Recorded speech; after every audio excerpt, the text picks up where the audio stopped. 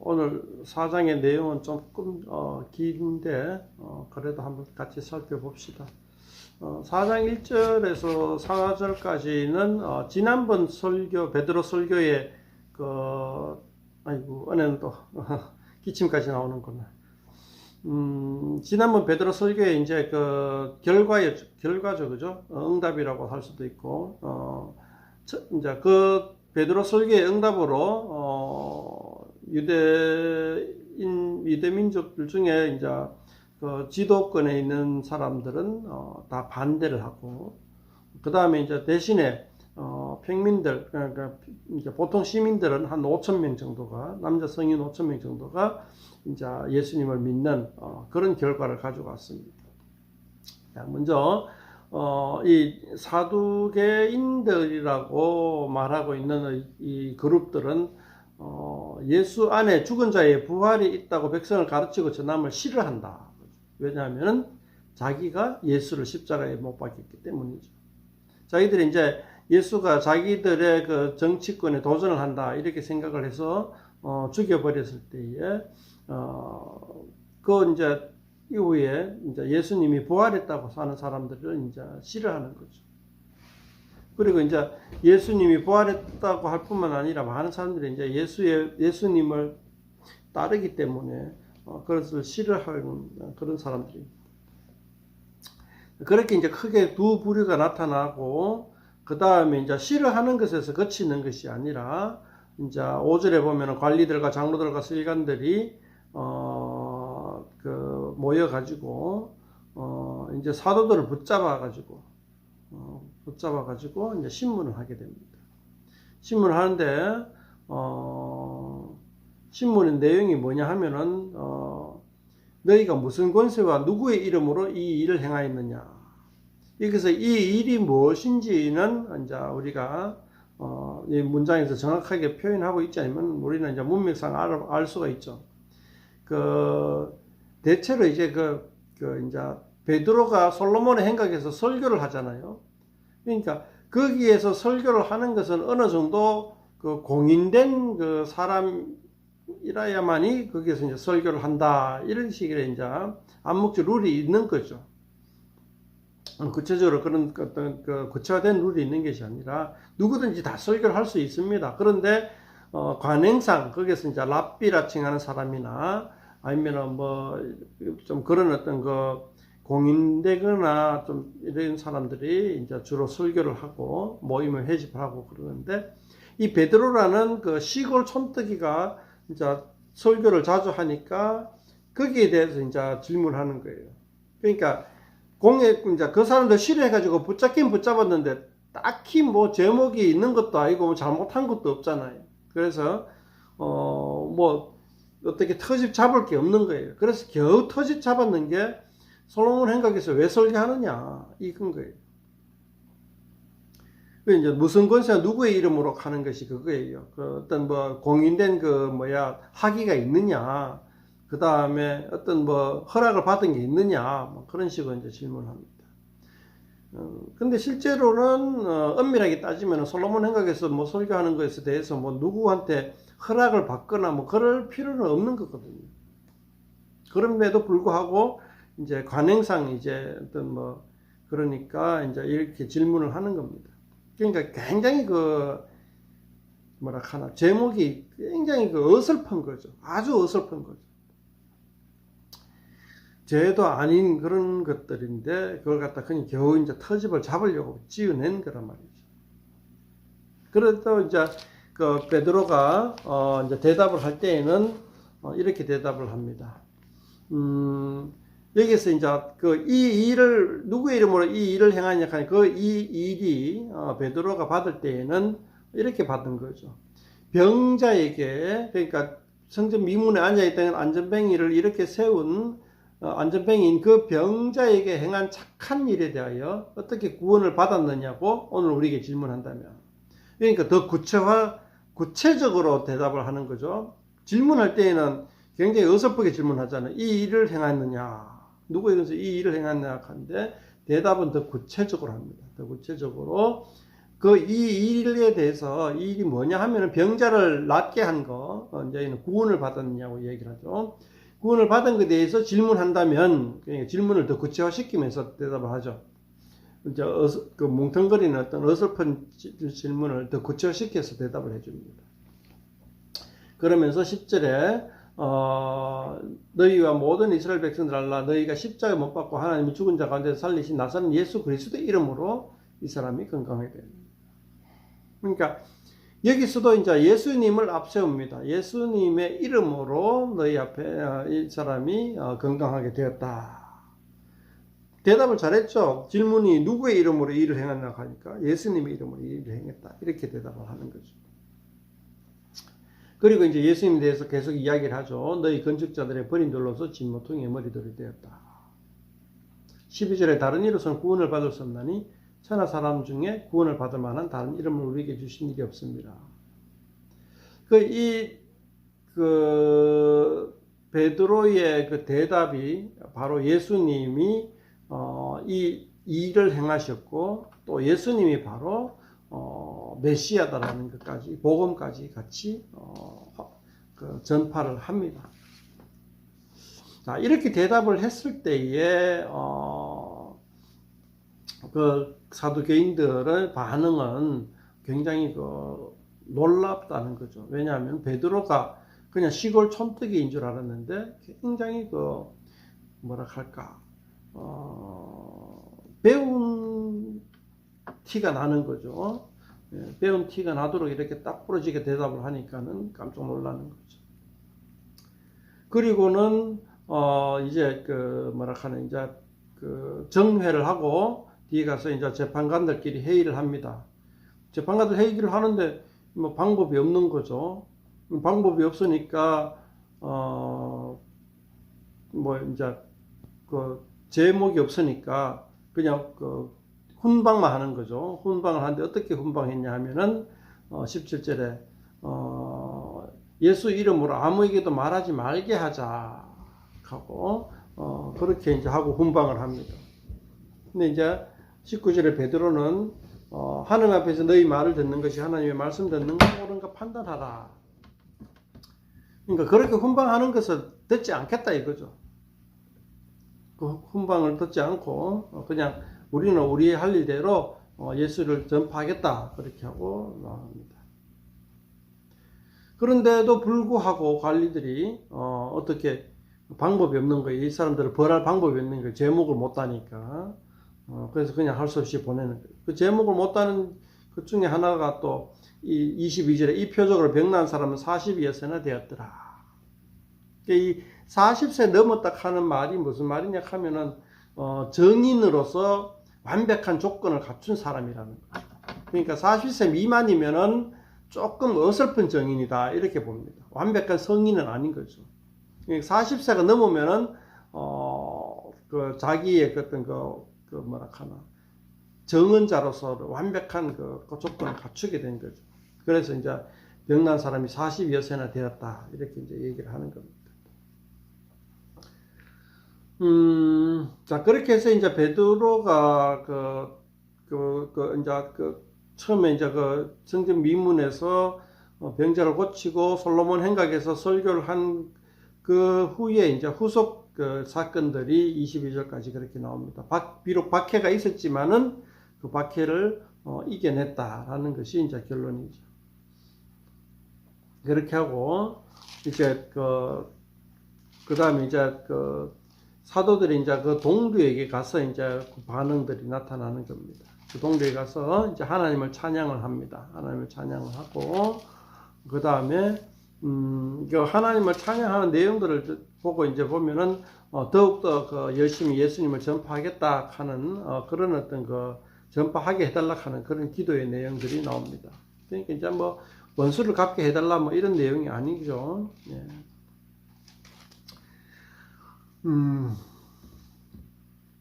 계속해서 그런 표징이 나타나게 하고 그 표징으로 인해서 하나님 말씀이 더욱더 잘 전파가 되고 그런 이제 기도를 합니다. 그렇게 기도를 하고 이제 이 32절부터는 이제 교회가 이제 또 어떤 식으로 성장하는지에 대한 이야기들이 나옵니다. 32절부터는 믿는 무리가 한 마음 간뜻이 되어 모든 물건을 서로 통용하고 자기 재물을 조금이라도 자기 것이라 하는 이가 하나도 없더라. 이 32절부터 나오는 내용들이 초대교회의 모습을 잘 보여주고 있어요. 지난번에 언제입니까? 2장 마지막 절에서도 그렇죠. 그죠? 2장 43절부터 47절까지도 초대교회의 모습을 잘 보여줬는데 여기 4장 32절부터 37절까지도 초대교회의 모습을 굉장히 참 잘 보여주는 거예요. 특히나 이 경제적인 부분을 잘 보여주고 있는데 그러니까 이제 재물을 갖다가 이렇게 서로 나눠 가지는 아름다운 모습들을 보여주는 거죠. 자기 재물을 조금이라도 자기 것이라 하는 이가 없다. 그러니까 소유권을 포기한 것이 아니라 자기 재물을 자기에게만 쓴 것이 아니라 교회 전체 구성체를 위하여 사용했다는 거죠. 그런 측면들을 우리는 초대교회의 어떤 모습들을 잘 보고 우리도 그대로 좀 본받았으면 하는 느낌이 듭니다. 34절에 그 중에 가난한 사람이 없으니 이는 밭과 집 있는 자는 팔아 그 판 것의 값을 가져다가, 그러니까 이 초대교회 안에서는 가난한 사람이 없다는 거죠. 왜 없느냐? 서로 나눔을 했기 때문이죠. 나눔을. 그때의 가난이라 하는 것이 오늘날의 가난하고는 조금 우리나라의 가난하고는 조금 개념이 좀 다르죠. 그죠? 예. 좀 우리나라는 이미 어느 정도 복지라든가 그런 잘 되어 있는 상황이기 때문에 가난에 대한 정의가 조금은 좀 이때 초대교회 때 가난하고는 조금 이제 약간 구분할 줄 알아야 되겠습니다. 아파트 3, 40평 살면은 부자고 아파트 18평 살면 가난한 자고 하는 그런 가난이 아닌 거죠. 그죠? 여기서의 가난은 어떤 뭐랄까. 그러니까 생존에 좀 위협을 받는 그런 상태라는 것을 알고 있겠습니다. 그래서 생존에 위협을 받는 사람은 없었다. 그렇게 이제 생각하면 좋겠습니다. 그러니까 다시 말하면은 살아가는데 필수 조건들이 교회 안에서 해결되었다는 거죠. 먹는 것, 입는 것, 자는 것들이 교회 안에서 해결됐다는 거죠. 그러니까 나라에서 해결해 주는 것이 아니라 교회 안에서 해결해 주었다는 거죠. 이제 우리는 우리 21세기 대한민국에서는 이러한 것들이 비교적 나라에서 다 해결을 해 줍니다. 그죠? 사회복지제도가 잘 돼서 다 해결됩니다. 그러면은 우리 교회 안에서의 역할은 무엇인가에 대해서 한 번 더 고민해 볼 필요가 있겠죠. 만약에 우리가 좀 이렇게 가난한 나라에 살고 있다면은 나라에서 해주지 못하는 그런 것들에 대해서 교회가 해줘야 될 필요가 꼭 있습니다. 선교 현장에 우리나라가 선교사들이 주로 가난한 나라에 선교로 살아 나가는데 가난한 나라의 선교 현장에서는 그런 것들을 교회가 해결해 주는 것이 조금 많이 좀 이렇게 종종 나타나고 있는데 국내에서는 교회 안에서 그런 정도로 가난한 사람들은 극히 드물죠. 그렇지만은 그럼에도 불구하고 경제적으로 어려움을 겪는 사람들이 없지 않아 있는 줄로 압니다. 그럴 때에 우리는 좀 그런 부분에 있어서는 무조건 도와줘야 하는 것이 교회의 의무고요. 그 외에도 우리는 경제적인 문제를 교회 안에서 하나님의 뜻 안에서 어떻게 펼쳐나가는 것이 하나님의 뜻인가에 대해서 계속 고민해 봐야 할 필요성이 있을 것 같아요.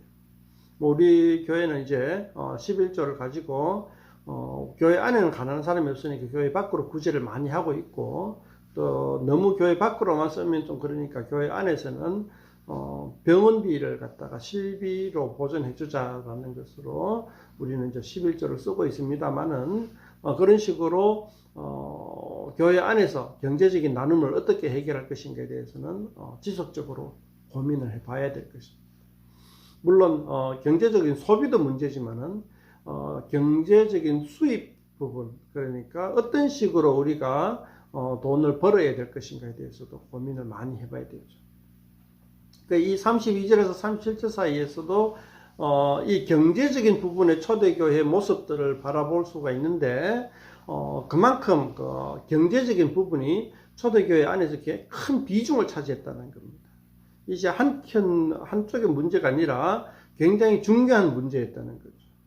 굉장히 중요한 문제였다는 거. 자, 봅시다.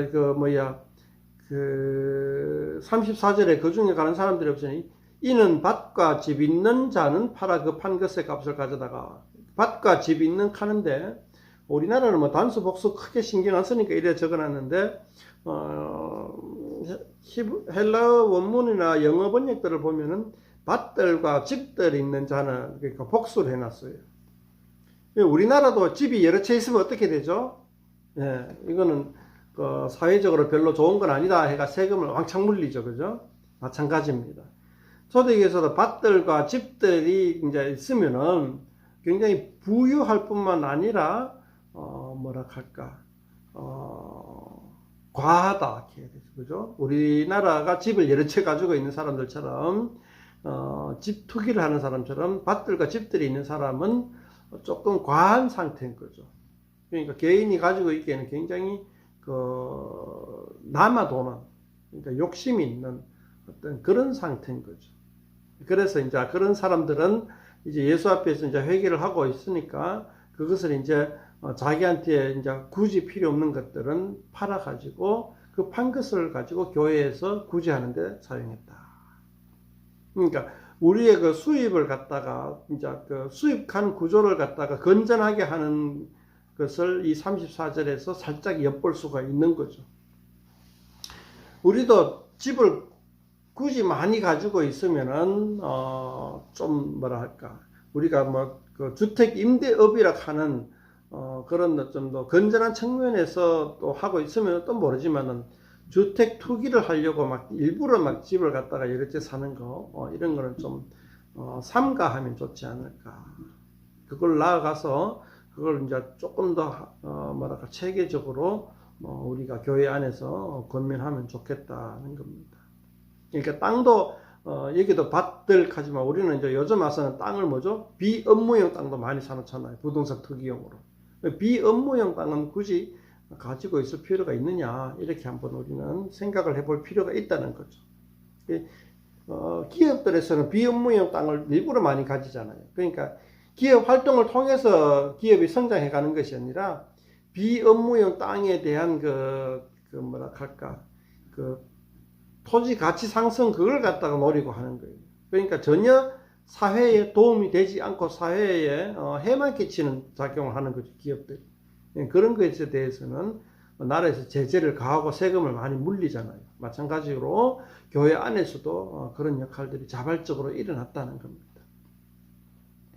그 다음 35절에는 각 사람의 필요를 따라 나눠줬다. 그러니까 필요에 따라 소비를 한다 하는 건 지난번 2장에서도 말씀을 드렸죠. 그러한 일들이 초대교회 안에서 일어났다는 것이고 그것이 구체적으로 기록되었다는 것은 오늘날 우리 한국교회에 굉장히 시사하는 바가 큽니다. 근데 우리는 교회 안에서 이런 경제적인 그 수입과 지출에 대해서 손을 놓은 상태예요. 그러니까 그것은 초대교회를 닮아가자 하는 모습이 아니다라는 거죠. 초대교회 모습을 닮아가자고 할 때는 이런 경제 정의에 대해서 심각하게 생각을 해봐야 된다. 그런 뜻입니다. 자, 36절에 보면 그런 경제적인 나눔을 하는 대표적인 인물이 바나바라는 인물을 소개하고 있습니다. 이 바나바라는 사람은 레위족입니다. 레위족이고, 원래 이름은 요셉인데, 이제 별명이, 그러니까 이제 호칭이 바나바인 거죠. 예. 호칭, 호명을 호라 그러나? 우리나라는. 예. 호가 바나바라고, 이제 본명이 요셉인데, 이 레위족 하는 게 중요합니다. 레위족은 유대법에 따르면, 모세법에 따르면 레위족은 땅을 소유를 못해요. 소유한 땅이 없어요, 레위족은. 그런데 바나바는 밭이 있단 말이죠. 이게 벌써 자체로 좀 뭔가 좀 캥기는 부분이 있는 그런 거죠. 레위족이 밭을 가지고 있다는 자체가 뭔가 좀 이 모세 율법에 어긋나는 듯한 어떤 사건들이 전에 있었다는 얘기가 됩니다. 그래서 이제 그 바나바는 그걸 갖다가 이제 팔았다는 얘기는 그러한 좀 캥기는 부분들을 갖다가 안에서 이제 다 청산을 했다는 얘기죠. 그런 식으로 이제 그 안에서 이제 교회 안에서는 하나님의 법들이 하나하나 실천이 돼 가는 거죠. 과거에 잘못된 것들을 끊어버리는 일들이 일어나는 거죠. 예루살렘 경제가 사실은 좀 많이 그래요. 예루살렘 경제가 건전한 경제가 아니고 뭔가 좀 구린내가 나는 경제라는 거죠.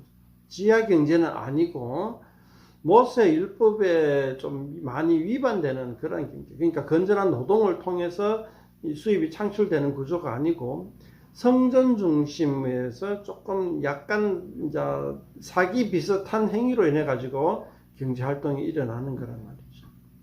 그러니까 성전세를 많이 거두고 그 성전세를 또 거두는 데 있어서 합법적으로 거두는 것이 아니라 좀 약간 꼼수를 통해서 많이 거두고 또 많이 거둔 거 가지고 또 로마에다가 또 이렇게 잘 봐달라고 바치기도 하고 뭐 그런 식입니다. 그래서 이 예루살렘 시는 성전세가 많이 들어오기 때문에 그것 때문에 로마에서도 이 예루살렘 시를 갖다가 굉장히 중요한 수입원으로 세금원으로 생각하고 있을 정도입니다. 그러니까 다른 나라에 비해서 굉장히 이 예루살렘이라 하는 도시가 세금원으로서 굉장히 큰 역할을 하는 도시다. 다시 말하면은 예루살렘 성전 중심의 경제가 로마 제국의 빨대 역할을 한다는 거죠. 돈의 추출해 나가는 역할을 합니다. 그 돈의 빨대 역할을 하는 빨대 역할을 하는 사람이 누구냐 하면은 바로 대제사장을 비시한 사두개파 사람들이라는 거죠. 그런 가운데서 이제 좀 이렇게 위가 그렇게 이제 경제적으로 깨끗하지 않기 때문에 밑에서도 다 어떤 이상한 식으로 이제 경제가 이제 좌우되는 거죠. 교회 안에 이제 회심을 했다고 한들 이제 그런 경제 구조 속에 들어있단 말이죠. 그런 경제 구조 속에 들어있으니까 그런 어떤 교회 안에 들어온 사람들이 이제 경제 개혁을 하는 거죠. 경제 개혁을 하다 보니까 이제 밭들과 집들이 있는 사람들은 팔아야 되는 거고. 그때 주요 수입원이 이제 그런 어떤 부동산으로 인해서 나오는 거기 때문에 이제 그렇게 하는 거고, 이제 세리는 과도하게 걷은 걸 갖다가 이제 더 이상 과도하게 걷지 않게 되는 역할들을 하게 되고, 그런 경제 개혁이 일어나는 거죠. 그런 측면들을 오늘날 교회에서도 좀 이렇게 본받았으면 좋겠습니다. 왜냐하면 이제 많은 직장 중에서 우리가 하나님 말씀 보기에 좀 캥기는 듯한 직장들이 의외로 많다는 거죠. 사장님은 이제 노동 착취를 통해서 외노자들 월급을 잘 안 주고 하기로서 빼앗는 그런 것도 있고, 또 그런 어떤 많은 적지 않은 수들이 있는데, 교회에서 이제 그런 직업들에 대해서 우리가 한번 잘 생각을 해볼 필요가 있다, 이렇게 한번 생각이 되어집니다. 이게 이제 사장의 내용인데, 한번 또 서로 생각나는 거나 이야기해 봤으면 좋겠습니다. 우리 교회에서는 어떻게 해야 될 것인가.